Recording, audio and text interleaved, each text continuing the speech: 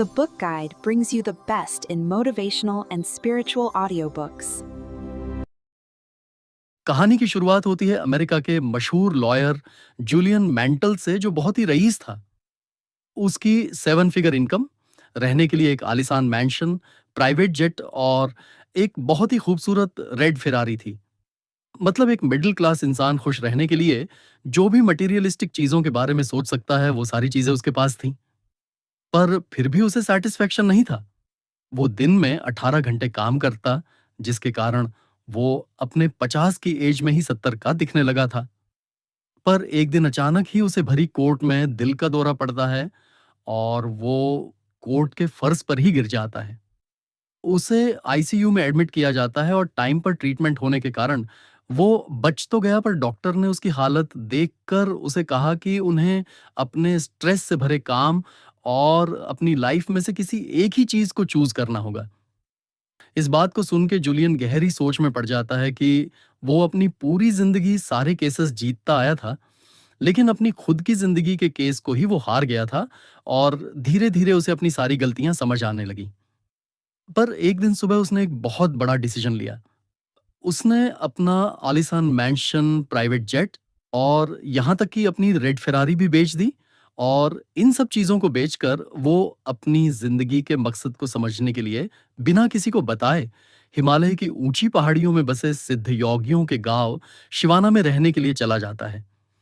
शिवाना शहर के धूल, धुएं और शोर से दूर एक सुकून की जगह होती है, जहां चारों तरफ बस हरियाली और शांति ही शांति है। वहां पे उसकी मुलाकात होती है योगी रमन से, जिसकी उम्र 100 साल से भी अधिक होने पर भी वो युवा दिख रहे थे, मानो वो कोई जादुई विद्या जानते हों। योगी रमन जूलियन से मिले और उसका डेडिकेशन देखकर उसे शिवाना सिस्टम के 7 प्रिंसिपल सिखाने का वादा किया। ये 7 प्रिंसिपल्स योगी रमन जूलियन को एक कहानी के माध्यम से बताते हैं। योगी रमन जूलियन को कहते हैं, इमेजिन करो कि तुम समुंदर के नजदीक एक बहुत ही सुंदर बगीचे में बैठे हो, जो रंगीन फूलों और पेड़ों से भरा हुआ है। तभी तुम देखते हो कि वो बगीचे में एक लाइट हाउस भी है। अचानक से उस लाइट हाउस से एक भारी भरकम सूमो पहलवान बाहर निकलता है। और उस सूमो पहलवान ने बस एक वायर से बंधी लाल लंगोट पहन रखी है। इधर उधर घूमते हुए उस सूमो पहलवान को एक सोने की घड़ी मिलती है, जो कि सालों पहले शायद कोई वहां भूल गया था। जब वो सूमो पहलवान उस घड़ी को उठाने झुकता है, तब वो फिसल के गिर जाता है और बेहोश हो जाता है। कुछ देर बाद फूलों की खुशबू से उसे होश आता है और वो संभलते हुए उठता है और अपने आसपास देखने लगता है, जहां झाड़ियों में से उसे छोटे छोटे हीरों से बना हुआ एक रास्ता दिखता है। बिना वक्त गवाए वो सूमो पहलवान उस रास्ते पर निकल जाता है और तुम्हारी आंखों से ओझल हो जाता है। इतने में योगी रमन की स्टोरी खत्म हो गई। दोस्तों, आपकी तरह जूलियन को भी ये कहानी कुछ समझ में नहीं आई। इसीलिए जूलियन मोंक से कहता है, ये किस तरह का मजाक है, क्योंकि इस कहानी में कोई भी सेंस नहीं है। ये देखकर योगी रमन उनके इस कंफ्यूजन को दूर करने के लिए बताते हैं कि ये कोई नॉर्मल स्टोरी नहीं है। इस कहानी का हर एक एलिमेंट एक इम्पॉर्टेंट वर्चू है, जो अगर समझ लिया जाए तो इसमें लाइफ के सारे सवालों के जवाब मिल सकते हैं। मैं एक-एक करके तुम्हें इन वर्च्यूज के बारे में बताता हूं। और मोंक ने जूलियन को वो 7 प्रिंसिपल समझाना शुरू किए। दी गार्डन, कहानी में बताया गया गार्डन रिप्रेजेंट करता है तुम्हारे माइंड को। क्या होगा अगर इस साफ बगीचे में कोई गंदगी फैला दे, शोर मचा दे, तो इस बगीचे की शांति भंग हो जाएगी, बगीचा गंदा हो जाएगा और किसी काम का नहीं रहेगा। ठीक इसी तरह अगर तुम्हारा मन भी चिंताओं, बेकार के विचारों और बेमतलब की जानकारियों से भरा रहेगा, तो तुम कभी भी खुश नहीं रह पाओगे। इसलिए एक माली की तरह सोचो, जो हमेशा अपने बगीचे को साफ रखता है। दी लाइट हाउस, योगी रमन ने जूलियन को बताया कि इस कहानी में दूसरी चीज आई थी, लाइट हाउस। लाइट हाउस का काम होता है रात के अंधेरे में समुद्र के जहाजों को रास्ता दिखाना। अगर लाइट हाउस नहीं होगा तो कोई भी जहाज अंधेरे में आगे बढ़ेगा तो वो चट्टानों से टकरा के बिखर सकता है। इसीलिए लाइट हाउस सिंबलाइज करता है तुम्हारे लाइफ के पर्पस को। दी सुमो रेसलर, जूलियन, इस कहानी में तुमने एक बड़ा सा सुमो पहलवान भी देखा था, जो जैपनीज फिलोसफी काइजन को रिप्रेजेंट करता है, जिसका मतलब होता है कभी ना रुकने वाली इंप्रूवमेंट या प्रोग्रेस। किसी भी सुमो पहलवान को अपनी इस ह्यूज बॉडी को बिल्ड करने के लिए कंटिन्यूस स्पेसिफिक डाइट और प्रोसेस को फॉलो करना पड़ता है। ठीक उसी तरह तुम भी अपने आप को हर रोज बेहतर बनाओ और अपने आप को धीरे धीरे इंप्रूव करते रहो। हर रोज छोटे छोटे कामों को ढंग से पूरा करने से तुम अपनी जिंदगी में बहुत बड़े रिजल्ट्स अचीव कर पाओगे।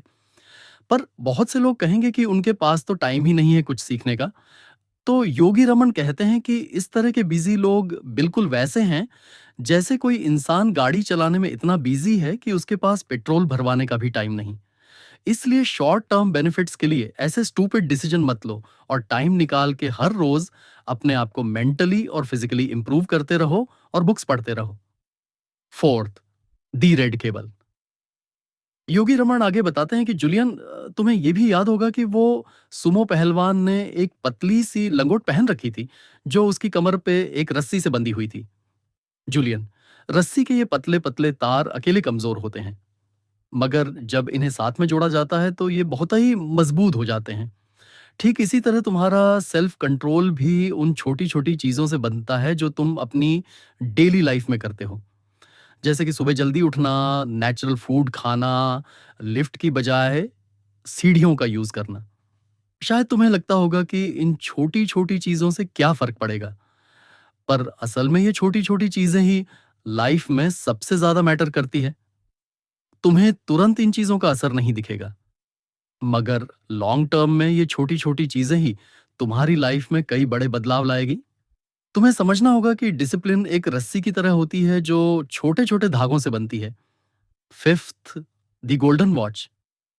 इन चारों एलिमेंट्स को समझने के बाद जूलियन उस मॉन्क से पूछता है कि वो गोल्डन वॉच का क्या मतलब है, जिसे उठाते वक्त सुमो पहलवान गिर गया था। तब मोंक आगे बताते हैं कि इस कहानी का पांचवा सिद्धांत उस सोने की घड़ी से जुड़ा हुआ है।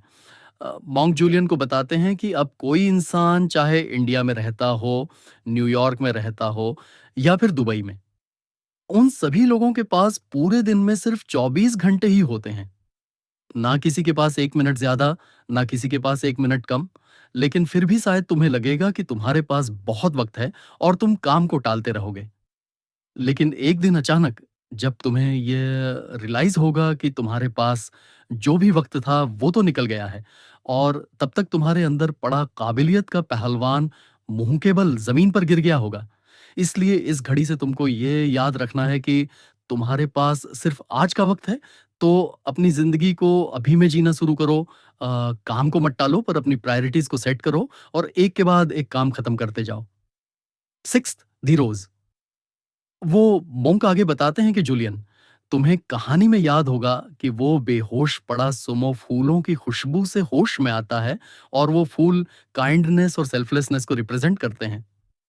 चीन में एक बहुत ही मशहूर कहावत है कि जो लोग दूसरों को फूल देते हैं, अक्सर उस हाथों में फूलों की खुशबू रह जाती है। तुम चाहे कितना भी पैसा क्यों ना कमा लो, तुम्हें वो सेटिस्फेक्शन कभी नहीं मिल पाएगा जो एक इंसान को दूसरे इंसान की मदद करने से मिलता है।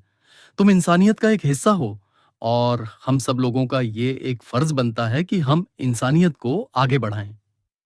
दूसरों को मदद करना एक ऐसी चीज है जो तुम्हें अंदर से खुश कर देगी। इसीलिए तुम्हें भी जितनी हो सके उतनी दूसरों की मदद करनी चाहिए, और वो भी बिना अपना कुछ फायदा सोचे। Seventh, the part of diamond. Yogi and में बताते हैं कि जोलन, क्या तुम्हें याद है कि कहानी के अंत में जब सुमो पहलवान पूरी एनर्जी के साथ उठता है तो उसे छोटे छोटे हीरो से सजा एक रास्ता दिखाई देता है। ये हीरे और कुछ नहीं, बल्कि जिंदगी के वो छोटे छोटे पल है जो तुम्हें ढेर सारी खुशियां देते हैं। हो सकता है ये पल तुमने अपने बच्चे के साथ पार्क में बिताया एक दिन हो, या अपने पार्टनर के साथ बिताया हुआ क्वालिटी टाइम, या कुछ और। ये पल कुछ भी हो सकते हैं, लेकिन इस बात को हमेशा याद रखो कि वो पल आपको भविष्य में तभी खुशियां दे सकते हैं जब आपने उन यादों को आज में जिया होगा। कभी भी अचीवमेंट्स के लिए अपनी खुशियों का बलिदान ना दो। खुश रहना है तो आज ही रहना सीखो। आज जो भी चीजें तुम्हारे पास हैं, वो छोटी छोटी चीजों को चेरिश करो, क्योंकि वो छोटे छोटे पल ही तुम्हारी जिंदगी के सबसे महंगे डायमंड्स होते हैं, जिसको दुनिया की कोई भी दौलत कभी रिप्लेस नहीं कर सकती। इसलिए अपने प्रेजेंट को जितना हो सके उतना खुशियों से जियो, और ऐसे ही मॉन्क ने जूलियन को शिवाना सिस्टम के साथ प्रिंसिपल्स बताए, जिसे वो हजारों सालों से फॉलो करते आ रहे थे। और जूलियन भी इस कहानी के द्वारा सीखे गए इंपॉर्टेंट वर्च्यूज को अपनी लाइफ में इंप्लीमेंट करके अपनी लाइफ को बहुत ही जोश और हैप्पीनेस से जीता है। तो अब इस पूरे वीडियो में से आपने जो सीखा उसके स्क्रीनशॉट समरी बताऊं तो फर्स्ट, आपका माइंड एक गार्डन जैसा है। यानी जो आप बोगे वही आप पाओगे। इसीलिए नेगेटिव और आपकी लाइफ में ड्रामा क्रिएट करने वाले लोगों से दूर रहो, क्योंकि what consumes your mind controls your life. Second, जैसे रात के अंधेरे में लाइट हाउस के बिना समुंदर के जहाज चट्टानों से टकरा सकते हैं, उसी तरह आपकी लाइफ भी बिना मकसद के कहीं पर भी टकरा के बिखर सकती है। इसीलिए आप भी अपनी लाइफ के पर्पस को फाइंड करो और उसी डायरेक्शन में आगे बढ़ते रहो। थर्ड, सुमो पहलवान की तरह काइजन को फॉलो करो और कभी ना रुकने वाली इंप्रूवमेंट और प्रोग्रेस को अपनी लाइफ का एक पार्ट बना लो। फोर्थ, जैसे एक रस्सी छोटे छोटे धागों से मजबूत बनती है, वैसे ही आपकी छोटी छोटी आदतों से ही आपका कैरेक्टर बिल्ड होता है। इसीलिए अपना छोटे से छोटा काम भी ढंग से और पूरी शिद्दत से करो। फिफ्थ, याद रखो, आप कितने भी काबिल क्यों ना हो, अगर आप काम को टालते ही रहोगे तो एक दिन आपके अंदर पड़ा काबिलियत का पहलवान मुंह के बल जमीन पर गिर जाएगा। इसीलिए समय की कदर करो और आप जैसे लाइफ जीना चाहते हो और जो काम करना चाहते हो वो आज से ही स्टार्ट कर दो। सिक्स्थ, उस फूलों की तरह आप भी इंसानियत का एक हिस्सा हो, तो इस एक दूसरे को हेल्प करते रहने की चेन को बरकरार रखो। सेवंथ, वो छोटे छोटे हीरो से बना रास्ता और कुछ नहीं, पर आपकी जिंदगी के वो खुशनुमा पल होते हैं जो आपने प्रेजेंट में रहकर अपनों के साथ जिए होते हैं, और वही आपकी सच्ची दौलत होती है जो आपको जीने का पोटेंशियल देती है। दोस्तों, ये बेहतरीन कहानी मैंने रॉबिन शर्मा की book the monk who sold Ferrari से सीखी है। यकीन मानिए, इस किताब में से आपको इन 7 बातों से भी बहुत ज्यादा कुछ सीखने को मिलेगा। तो मैं आपको यही सलाह दूंगा कि इस किताब को एक बार पूरा जरूर पढ़िएगा। धन्यवाद। इसी तरह की और मोटिवेशनल ऑडियो बुक्स सुनने के लिए हमारे चैनल दी बुक गाइड को फॉलो करें और वीडियो को लाइक करें, ताकि हमें आपके लिए और ऐसी वीडियोस बनाने का मोटिवेशन मिले।